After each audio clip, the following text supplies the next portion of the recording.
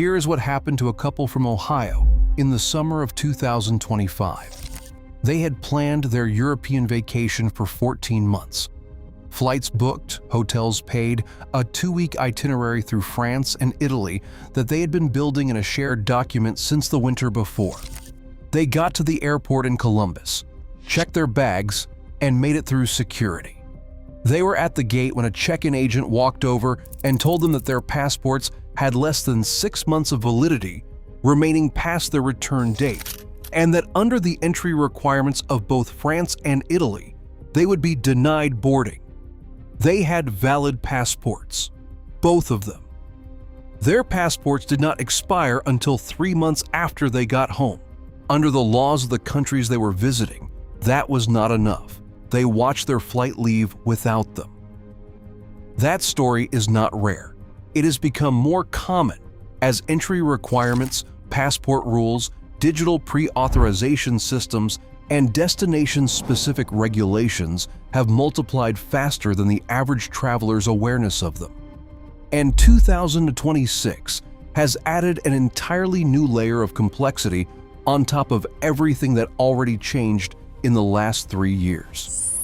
This video is the briefing. Most travelers are not going to get anywhere else before they book their next trip. Go through all of it, then go check your own situation against every single thing covered here. The entry requirement wave and why 2026 is the most complicated year to travel in recent memory. The European Union's ETIAS system, the European Travel Information and Authorization System, has been one of the most significant changes to international travel in decades, and most American travelers still do not fully understand what it is or how it works.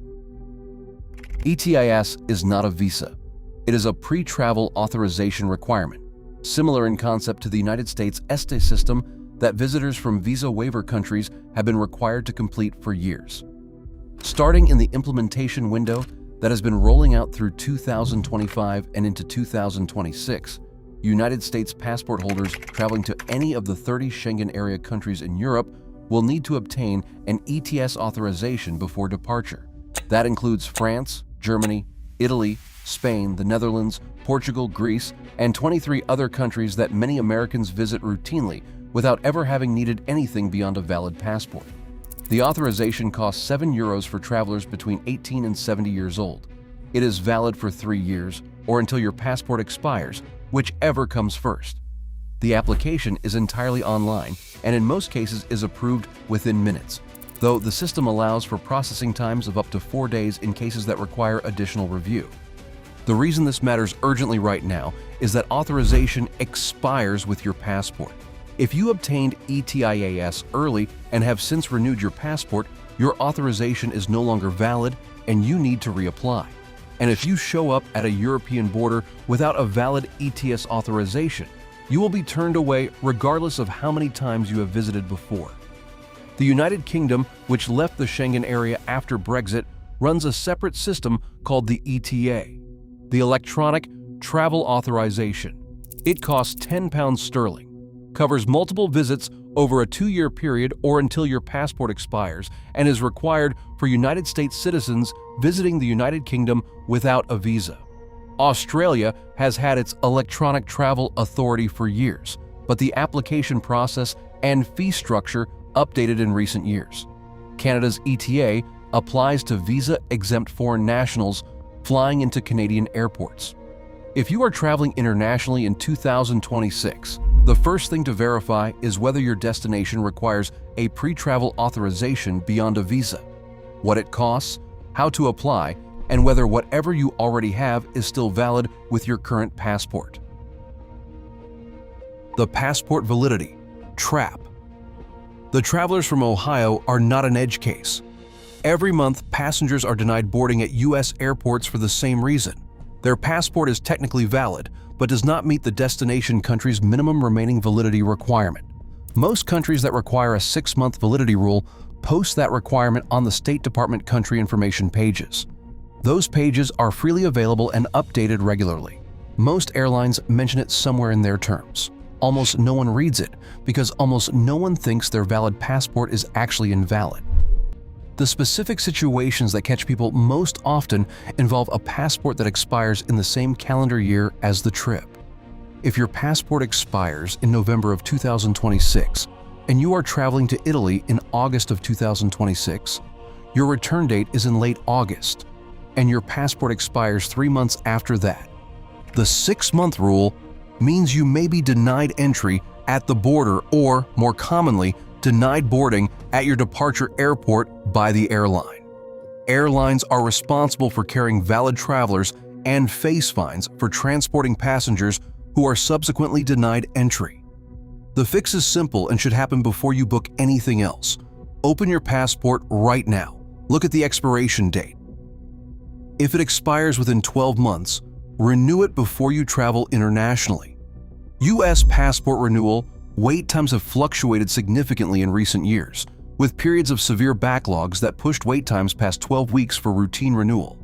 As of early 2026, renewal processing times are available on the State Department website, and you should check those times before you assume standard timing applies. The AI travel scam. Explosion. Travel scams have always existed. Fake taxis, currency exchange fraud, overpriced tourist traps, and the classic wallet lift in crowded markets. Those still happen, and they will continue to happen.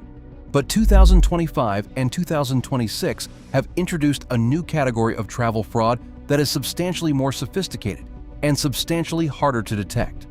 This category targets travelers at their most vulnerable moments. The most damaging version involves what happens immediately after a flight disruption.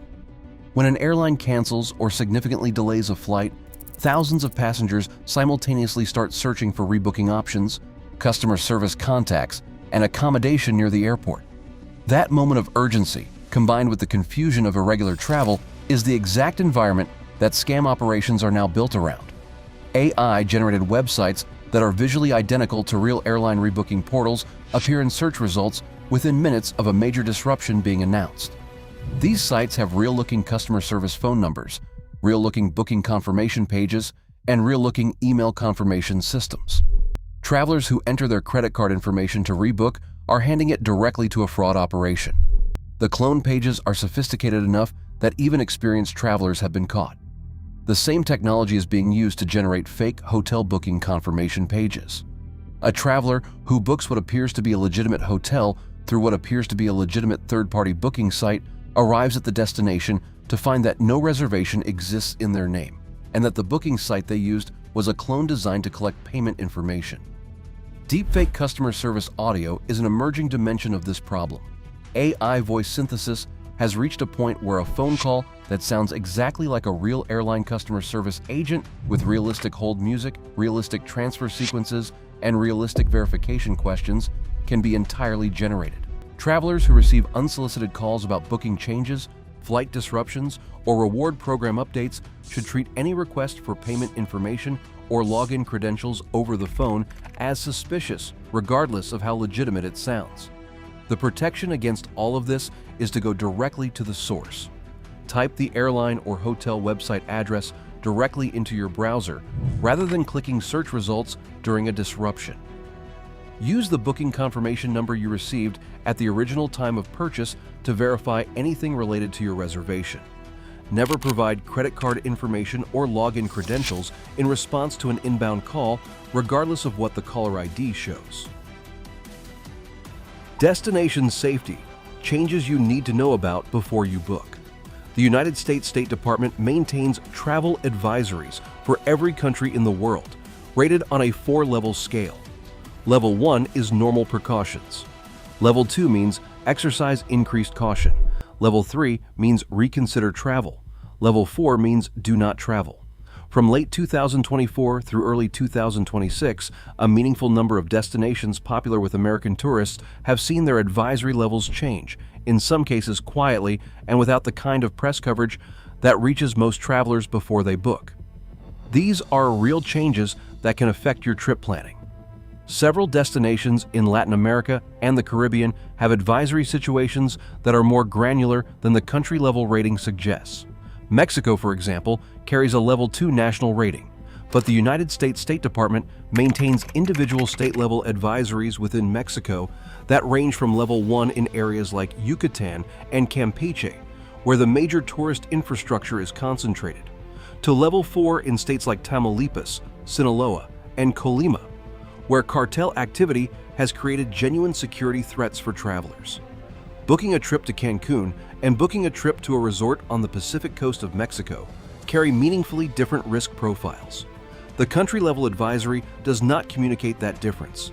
In parts of the Middle East and North Africa, the regional security situation has created advisory changes that affect travelers who would previously have visited those areas without specific concern.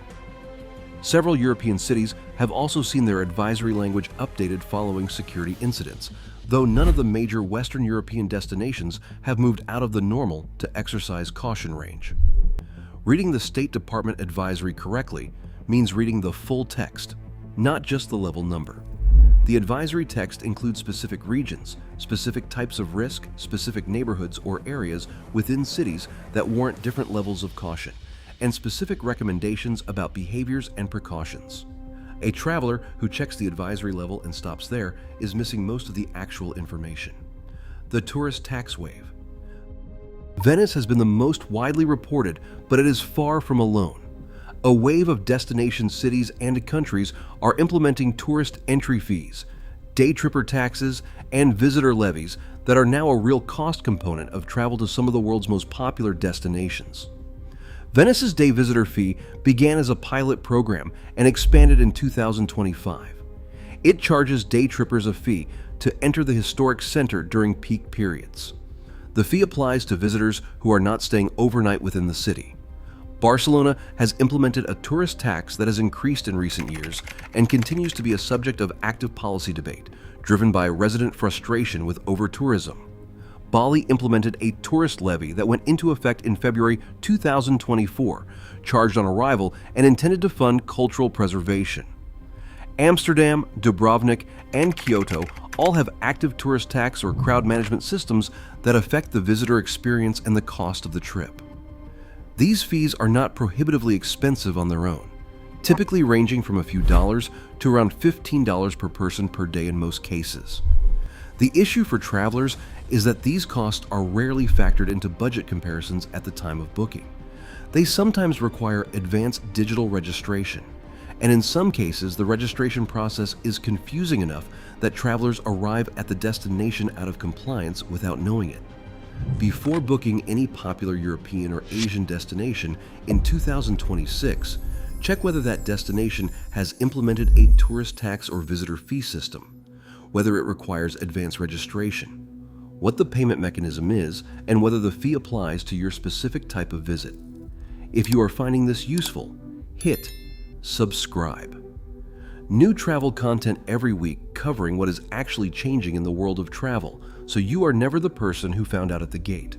There is more ground to cover here. New airline policies and the carry-on enforcement shift.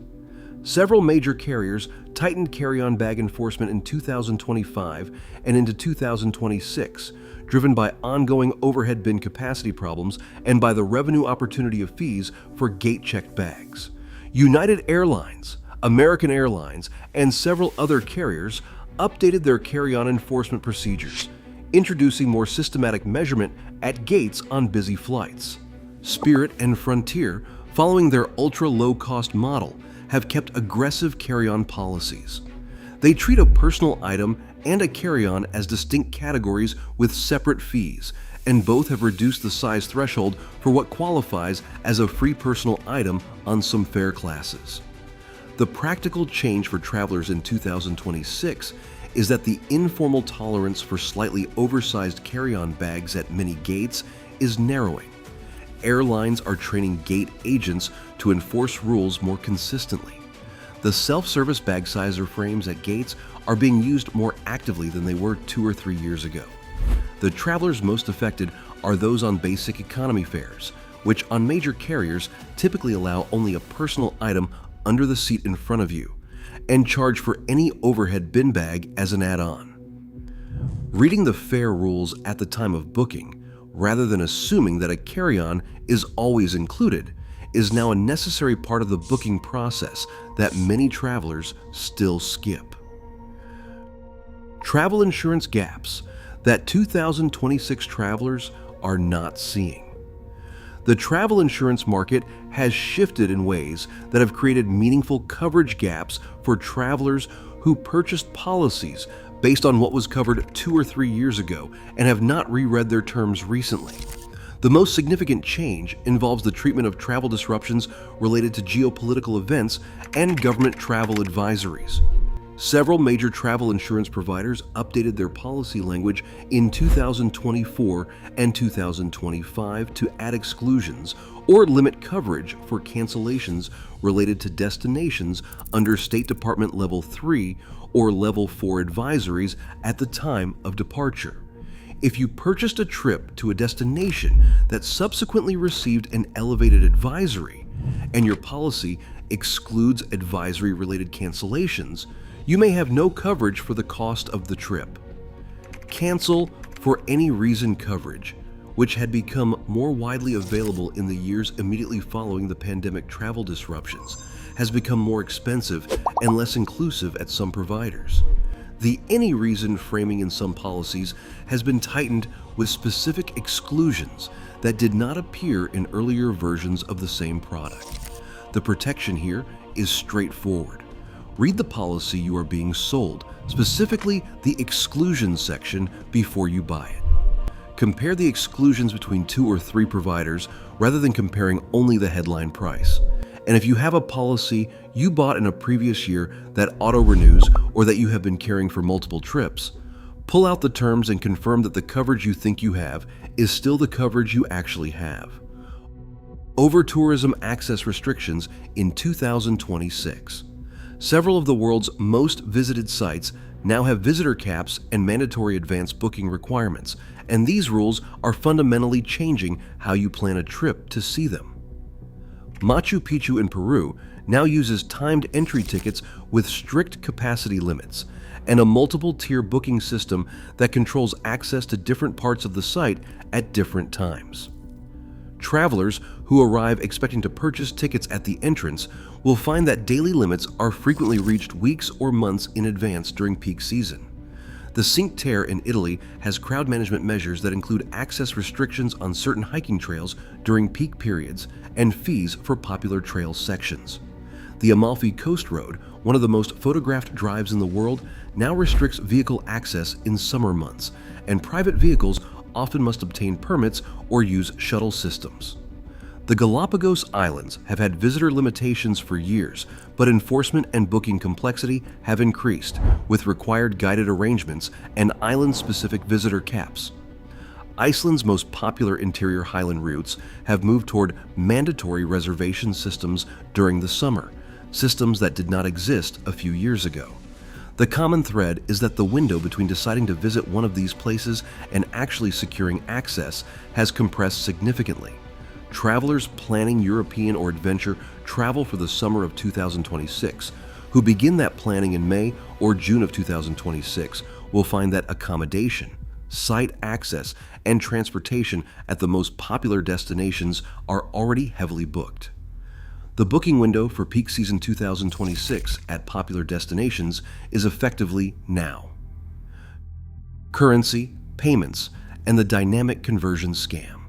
The shift toward cashless payment infrastructure has continued across popular travel destinations, but it has not progressed uniformly, and the gap between where cash is essential and where it is useless has widened in ways that can strand unprepared travelers. Japan, which was famously cash-dependent for decades, has accelerated its card acceptance infrastructure significantly. Major Japanese cities, including Tokyo, Osaka, and Kyoto, now have widespread card acceptance at restaurants, transit systems, and most tourist-facing businesses. But rural Japan and many traditional establishments still operate on a cash-only basis, and the gap between urban and rural payment options remains significant. Conversely, several African and Southeast Asian markets that are building mobile payment infrastructure have created environments where foreign credit and debit cards are accepted inconsistently.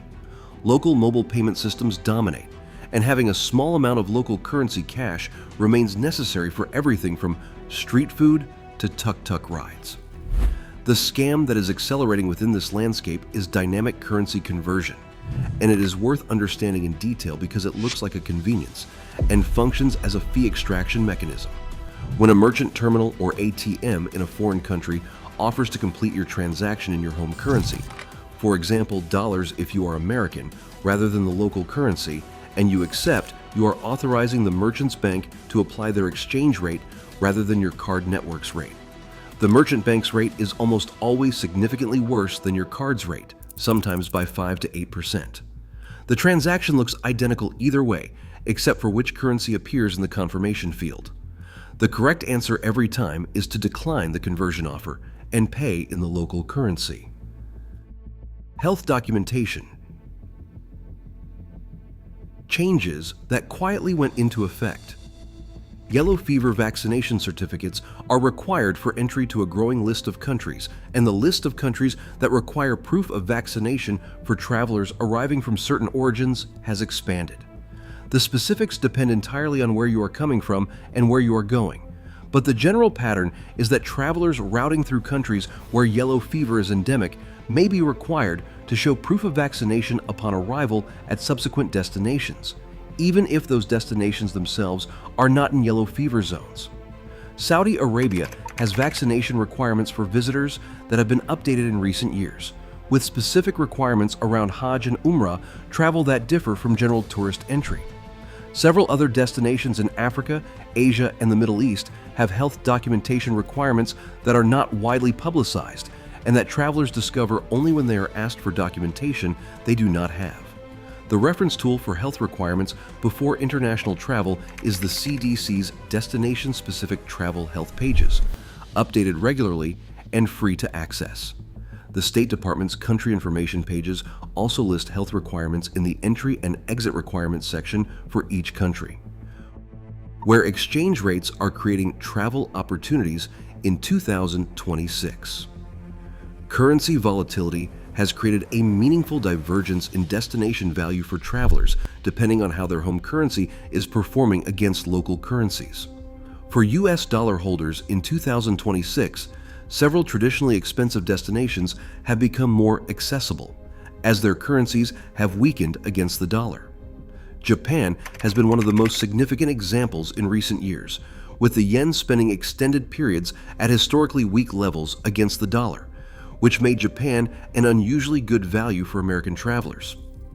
European destinations remain relatively expensive for Americans, but variations within Europe mean that destinations in Eastern Europe, the Balkans, and parts of Southern Europe offer substantially better value than Paris or Amsterdam. For travelers who book accommodation and tours in local currency at the time of reservation, locking in rates during favorable exchange rate windows provides meaningful savings compared to paying on arrival or in the days before departure, when rates may have shifted. A travel credit card with no foreign transaction fees is the baseline tool for capturing the live exchange rate on every purchase without the additional cost that foreign transaction fees add. The Smart Traveler Enrollment Program, known as STEP, is a free service operated by the U.S. State Department. It allows American citizens traveling or living abroad to register their trip with the nearest United States Embassy or consulate. Enrollment is free and it takes 10 minutes. It provides two specific benefits that matter in a crisis. First, in the event of a natural disaster, civil unrest, terrorist incident, or other emergency at your destination, the U.S. State Department uses STEP enrollment to contact registered travelers with safety information and evacuation guidance. Travelers who are not enrolled are invisible to this system. Second, if a family member in the United States is trying to reach you during an international emergency and your communications are disrupted, the U.S. State Department can assist enrolled travelers in ways that are significantly harder to access for unenrolled travelers. Enrollment does not track your movements. It does not share your information beyond the U.S. State Department and the relevant embassy. It is simply a registration that takes effect the moment you confirm it, and it expires when your trip ends. If you are traveling internationally in 2026 and you have not enrolled your trip in STEP, do that before you leave. The enrollment page is on the U.S. State Department travel website. it takes 10 minutes. In the overwhelming majority of trips, you will never need to think about it again. But in the minority of trips where something goes seriously wrong, it is the difference between the United States government knowing you are there and knowing you need help, versus having no idea you exist. The Travel Document Checklist for 2026. Before any international trip this year, run through this list before you leave the house. Make sure your passport is valid for at least 6 months beyond your return date, and preferably beyond 12 months. Confirm that your destination country pre-travel authorization, whether ETIAS, ETA, or an equivalent system, has been obtained and is linked to your current passport. Confirm that your travel insurance covers the specific scenarios you are concerned about and that you have read the exclusions section. Confirm your destination's tourist tax or entry fee requirements are understood and registered if registration is required in advance. Confirm the State Department advisory level for your destination and read the full advisory text, not just the level number. Enroll in STEP. Make sure your credit cards have no foreign transaction fees and notify your bank of your travel dates. Keep a photograph of every document you are carrying, stored separately from those documents, either in a secure cloud folder or with a trusted contact at home. None of this is complicated. All of it takes less than a full afternoon to complete before any international departure. Every single item on that list represents a scenario where travelers who skipped it have run into a problem that cost them time, money, or in some cases the trip itself. 2026 is a great year to travel. The world is open in ways it was not a few years ago, and there are genuinely remarkable places accessible to travelers who are prepared to navigate the new landscape of entry requirements, fees, scams, and policy changes that have accumulated over the past 3 years. The travelers who will have the best trips this year are the ones who spent an hour getting informed before they boarded a plane. You just did that. Hit subscribe if you want to stay informed. Every week, there is new content covering what is actually changing in travel before it catches you off guard. The video on screen right now covers the airport secrets that frequent flyers use every single time they fly. Now that you know what to do before you leave home, that video will tell you what to do once you get to the airport.